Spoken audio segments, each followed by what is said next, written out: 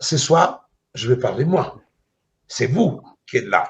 Alors, le thème ce soir, je le rappelle, c'est la liberté d'expression, mythe ou réalité.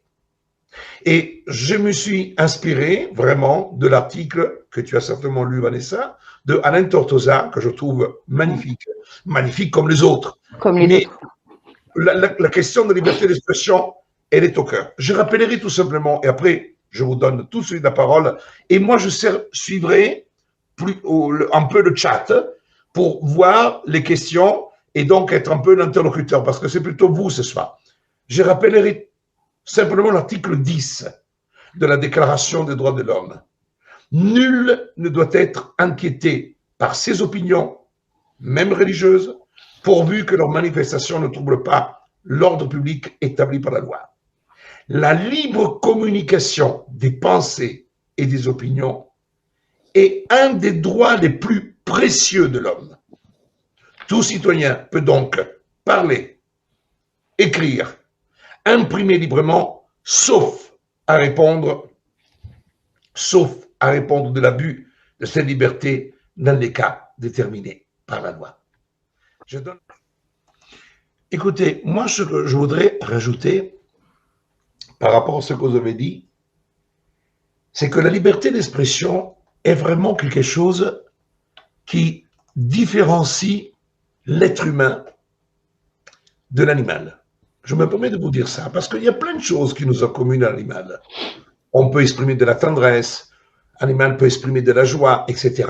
Mais la parole, la capacité de traduire en expression des idées, des émotions qui font aussi de l'expression la littérature romantique, qu'on retrouve dans la poésie, qu'on retrouve dans l'art, parce que c'est ça qui est la grande différence entre l'humain et l'animal. Je dis ça pas au détriment de l'animal. Je le dis parce que je vous rappelle, et je me permets de le rappeler, je ne veux pas faire œuvre de science, mais que la question de l'expression orale, de l'écriture, ce sont des comportements très tardifs dans l'histoire de l'humanité. Si on prend l'histoire de l'humanité, ce sont grosso modo 7,5 millions d'années quand Ptolémée naissait au Tchad, et on était tous noirs à l'époque, et on est dans le thème parce qu'on est actuellement effectivement toujours dans le désarroi de rejeter ou d'accepter, donc on vit en permanence ce tiraillement. Eh bien, la question du langage, la question de l'expression, la question de la manifestation des idées, et je le dis avec grand intérêt quand on prend même le Hammurabi, le code d'Hammurabi, qui est un des plus anciens codes de 3000 à 2500 ans avant Jésus-Christ, la problématique a été la répression de la parole. En réalité, la parole a été le premier instrument de l'homme pour lutter contre la tyrannie. Quand on regarde en Égypte, quand on regarde à Rome, quand on regarde, à l'époque de Jésus, etc., c'est la parole qui interdire. Jésus fait peur par les paroles qu'il exprime, par les idées qu'il véhicule. Donc, en réalité, bien sûr, il peut y avoir la manifestation des armes, mais les armes, parfois, ne sont que le reflet ensuite d'une pensée qui peut se traduire aussi par du terrorisme. Mais en réalité, la répression de la parole, la répression des idées, la répression de la pensée et la répression de l'homme sur l'homme qui veut sauvegarder le pouvoir et le contrôle. Donc, il est clair qu'aujourd'hui, et Martin Bonner l'a dit même lors de l'audience, censurer, nous empêcher et utiliser le fait que je sois médecin pour m'interdire ou me sanctionner ce que je pouvais dire en tant que député, c'est bien la démonstration d'une tentative de réprimer, pas la parole du médecin, mais la parole de celui qui a porté un langage différent, des idées différentes de la doxa. Donc c'est pour cette raison que je suis émotionnellement extrêmement touché. Pourquoi? Parce qu'effectivement, on a tenté de vous taire, on a tenté de te taire, Vanessa, tu le sais à Cannes, que ce que tu as subi, Alain, même pour toi, parfois pour t'exprimer, pour que tes écrits, nous, en tant que Réaction 19, on les véhicule avec un amour, une passion, ils sont sur le site, ils sont lus, et Dieu sait, mais ce n'est pas facile, même pour un homme comme toi, d'avoir des tribunes, d'avoir la possibilité, parce que ce que tu écris, avec ironie, avec génie, dérange. À toi la parole, Alain. Alors, avant de faire appel encore à ta science, c'est-à-dire finalement cette notion de liberté de parole, je pense que c'est quelque chose de très récent. Tu vois déjà l'être humain a mis très longtemps à pouvoir s'exprimer, mais finalement cette notion de homme, c'est quelque chose c'est hier, quoi, on ne pas à loin. Est-ce que tu peux nous en dire un peu plus d'abord? Ah ben, ça me fait vraiment plaisir. Ben, effectivement, quand on cherche sur la question de la liberté d'expression, moi, en tant que juriste, lorsque je travaillais mon DEA et mes travaux de recherche quand j'étais doctorant, la question de la liberté d'expression est quelque chose de très récent. En réalité, on a une ébauche dans la déclaration américaine de 1776, mais encore, c'est vraiment 1789 qui va affirmer et va transformer cette liberté, la liberté de parole, la liberté d'expression, en droit. C'est là la nuance. Parce que il est parfois difficile de distinguer ce qu'on appelle une liberté publique et un droit de l'homme. En réalité, aujourd'hui, on érige un droit de l'homme ce que nous avons dans la déclaration du 26 août 1789. La liberté, bien sûr, on a parlé même dans les cercles maçonniques, faisait partie, parce qu'en réalité, les cercles maçonniques, je parle de la maçonnerie de l'époque révolutionnaire, étaient les cercles où effectivement les gens ne pouvaient pas s'exprimer en public, mais ils le faisaient dans le cercle maçonnique, qui ont été des noyaux durs. Quand je parle de ça, alors les gens disent pour quelle raison? Alors, premièrement, je le rappelle, je ne suis pas franc-maçon, mais quand on parle de la Révolution française, on est obligé d'en parler, parce qu'en plus, les rédacteurs du Code civil, ce sont des rédacteurs maçonniques. Bigot de Promenot, Melville, Tronchet, sont des maçons à qui on a donné la tâche de faire le Code civil et qui ont participé activement à travers avec d'autres et avec les juges à la Révolution française et notamment à la Déclaration des droits de l'homme.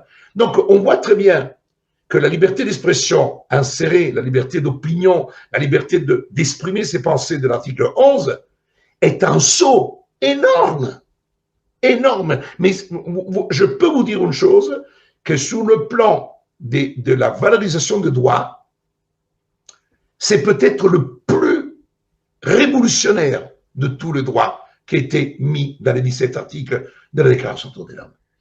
En réalité, moi je dis toujours que le 26 août 1789 est quasiment une sorte d'éclair dans un ciel, parce que je rappellerai tout de suite que la révolution, bien sûr, a été un éclat phénoménal, mais après, la terreur a montré tout de suite toutes ses limites dans la révolution. En réalité, la révolution est un phénomène avec un épiphénomène qui nous amènera de la terreur jusqu'à l'empereur Napoléon, à la déchéance de Napoléon, ensuite à des retours monarchiques, pour arriver au moment où peut-être il y a une vraie prise de conscience républicaine qui ne commence qu'avec la Troisième République.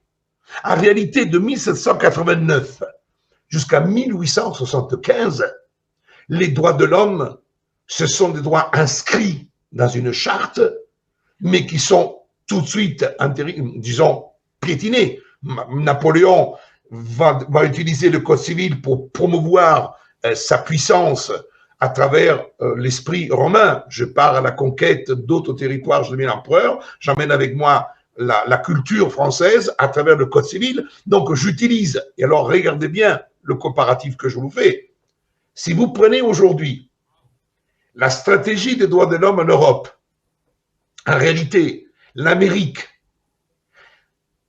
et l'élite utilisent la stratégie des droits de l'homme, qui devient le paramount de tous les méfaits. En réalité, on n'a jamais parlé autant de droits de l'homme, la sauvegarde, la Convention européenne de sauvegarde, parce qu'en réalité, les gens confondent souvent les choses.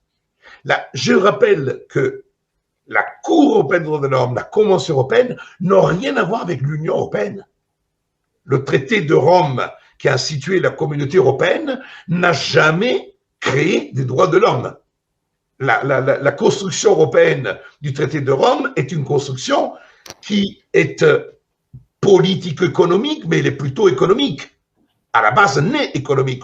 Ça démarre sous les fameux traités de la Tchéka, c'est-à-dire il y a le traité du charbon, le traité de l'acier, et on sait très bien que De Gaulle, à l'époque, il ne veut surtout pas entendre parler de souveraineté, de transfert de souveraineté. Donc, on est vraiment sur une vision on parlait du marché commun. Un marché commun, tout à fait, c'est un marché commun. Au fond, on se dit, vaut mieux qu'on soit beaucoup moins enfermé dans nos frontières pour que la prospérité économique évite qu'on retombe dans les méfaits avant la Deuxième Guerre mondiale.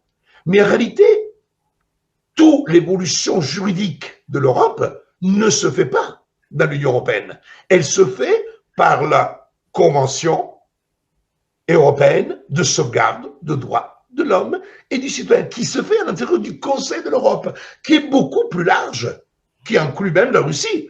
Je vous rappelle que la Russie fait partie du Conseil de l'Europe, que le Conseil de l'Europe à Strasbourg siège la Russie, siège l'Ukraine, siège tous ces pays font partie du Conseil de l'Europe, dans lequel effectivement il y a ce qu'on appelle la Convention européenne de sauvegarde de droits de l'homme. Donc en réalité, dans ce mécanisme, un mécanisme très pervers, parce que d'un côté, on a une forme de confusion mentale dans l'esprit des gens qui pensent que toute la partie juridico-politique des valeurs et des droits soit de l'inspiration de l'Union européenne. C'est faux. La seule chose qui a été bouleversée, c'est qu'à travers le traité de l'Union, c'est-à-dire celui qu'on appelle le fameux traité de Lisbonne, qui est le traité de l'Union, qui a fait l'objet du référendum, qu'il a rejeté, et qui ensuite a fait l'objet du fameux vote du Congrès qu'il a approuvé par Sarkozy, on a effectivement des droits politiques. Alors, tous les principes de la Convention européenne, on le trouve aussi dans le traité de l'Union. Donc, vous voyez que le droit, c'est quelque chose de compliqué, indépendamment des lois. Le droit entendu comme l'ensemble des normes qui régissent une vie en société, il est difficile parce que dans l'esprit des gens, il y a beaucoup de confusion. Et ces confusions sont néfastes, parce qu'on dit, ah, l'Europe a dit que la vaccination n'est pas obligatoire. Pas du tout. Il y a la résolution, par exemple, la 2761 du Conseil de l'Europe, qui dit, après avoir dit, merci la science pour avoir trouvé les vaccins, machin, et dit, elle ne doit pas être obligatoire. Mais ça, c'est le Conseil de l'Europe. Ce n'est qu'une résolution. Ce n'est pas un texte de loi. Ce n'est pas du tout. Et de l'autre côté, l'Union européenne a fait tous les règlements pour introduire tous les passes sanitaires, pour obliger quasiment les gens à se vacciner, sinon tu ne pouvais pas voyager. Et de l'autre côté, elle a mis dans un point 36, dans le fameux règlement du mois de juin, point 36, personne ne peut être contraint à se vacciner. Mais nous prenons les gens pour des cons, parce que ça, c'est son. Donc on voit très bien que l'utilisation des droits de l'homme, et encore aujourd'hui, on voit toutes les difficultés, dans le cadre de la liberté d'expression. Et après, je vais vous renvoyer la balle. Regardez le député du Front National, du Rassemblement National, qui dit, lorsqu'il y a ce député de couleur, qui parle des immigrés, des difficultés, etc., et qui dit, ramène ça en Afrique. Ben, c'est pas du bateau. Après. Et en réalité, là, on a la querelle du bateau qui tombe une semaine après. Et là, on voit quand même les difficultés dans lesquelles sont tous empêtrés, parce que d'un côté, on a créé un scandale, le député du Rassemblement national s'est fait les répartir en Afrique, et puis là, Véran qui dit à l'italienne, ouais, tu es une fasciste, tu aurais dû accepter le bateau, et après, nous, la France, on ne va pas l'accepter, et puis Macron va dire, ben bon non, on la ramène à Toulon. Là aussi, c'est la démonstration que nous sommes dans une cacophonie aussi dans l'expression. Parce qu'aujourd'hui, tout le monde parle, mais après, il y a la concrétisation des droits. Il y a quand même quelque chose qui est assez ubuesque, parce que on a quand même vu, là, la chose, quand j'ai créé Réaction 19, une des choses qui m'a profondément choqué, c'était effectivement toutes les mesures liberticides qui étaient liées à l'expression. Et quand vous prenez la loi et les décrets sur les interdits, l'interdiction de manifester, l'interdiction de se réunir, etc., bien sûr, l'explication donnée, voilà, il fallait éviter la transmission, mais en réalité, quand on voit tout de suite qu'on veut isoler, bloquer, mais pas simplement pour une question de transmission virale, parce que les conditions n'étaient même pas réunies. Là, au fond, on réagit au quart de tour. C'est parce qu'en réalité, on veut tout de suite isoler pour empêcher que les gens puissent y discuter et échanger. C'est ça le vrai truc. C'est exactement ça. Les gens qui parlent entre eux ont une connaissance qu'ils n'ont pas été chercher.